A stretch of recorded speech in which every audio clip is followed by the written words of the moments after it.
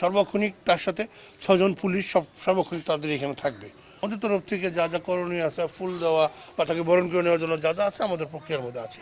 ওনারা 18 তারিখ রাত্রে ঢাকা যাবে। হামজা চৌধুরী তিনি তো পারতেন যে আসলে লন্ডনে থেকে বা সিলেটে থেকেও লাক্সারিয়াস লাইফ লিড করতে বা সেখানে ফুটবল খেলতে। তিনি আসছেন, নিশ্চয়ই আপনারাও বেশ উৎফুল্ল।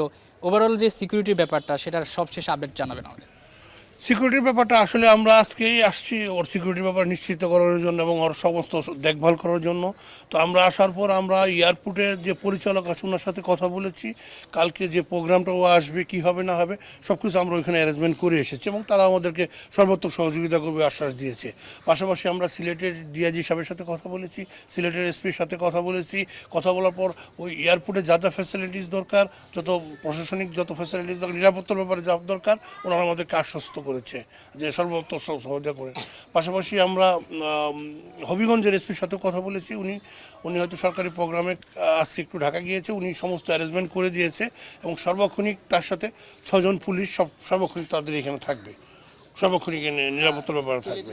বাবুফের তরফ থেকে আসলে আমরা আসছি, বাবুফের তরফ থেকে তাকে রিসিভ করার জন্য তাকে হয়তো আমরা গিয়ে ওইখানে গিয়ে আমরা নেমে এসে ইমিগ্রেশন ক্রস করার পর আমরা ভিআইপিতে নিয়ে এসে বসানোর পর আমাদের তরফ থেকে যা যা করণীয় আছে, ফুল দেওয়া বা তাকে বরণ করে নেওয়ার জন্য যা যা আছে আমাদের প্রক্রিয়ার মধ্যে আছে। এটা আপনি বলছিলেন যে হামজার বাড়ি চিনতে খুব একটা অসুবিধা হয়নি, এই বিষয়টা কতটুকু ভালো লাগে কাজ করে আপনাদের? আসলে সত্যি কথা কি, আমরা যখন সিলেটে এসে সিলেটে আসার পরও কিন্তু এয়ারপোর্টের মধ্যেও দেখেছি যে হামজা আসবে, এরকম সব মানুষই জানে। ওইখানে যে প্রশাসনিক যত লোক ছিল বা পরিচালক যারা ছিল তারা সবাই জানে যে হামজা আসবে, উনি আমাদের দেশের হয়ে খেলবে, এটা গর্বের বিষয়। তো মোটামুটি ওখান থেকে সিলেটে আসার পরেও যখন বলছি যে হবিগঞ্জে যাব, হবিগঞ্জে আসার পর আমরা রাস্তায় কিছু ব্যানার ফেস্টন কিছু গেটও দেখেছি।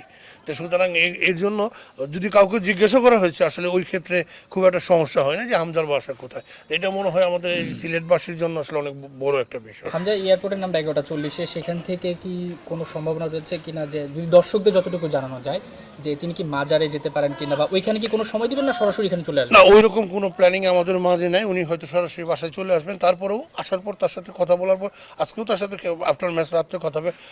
ওনার ফাদার আছে, ওনার ফাদার আমরা আসছি এখন ওনার ফাদারের সাথে বসে আরও বিষয়গুলোকে সার্বিকভাবে আলোচনা করার জন্য। আরেকটা ব্যাপারে একটু জানতে চাই, সেটাও যদি জানানো যায় যে 18 তারিখে বিকেলে তিনি যাচ্ছেন ঢাকায় নাকি 19 তারিখ সকালে, এমন একটা গুঞ্জন শোনা যাচ্ছে। এই ব্যাপারে আপনাদের আপডেট কি, যেহেতু প্রোটোকলের বিষয়টা আপনারা জানেন?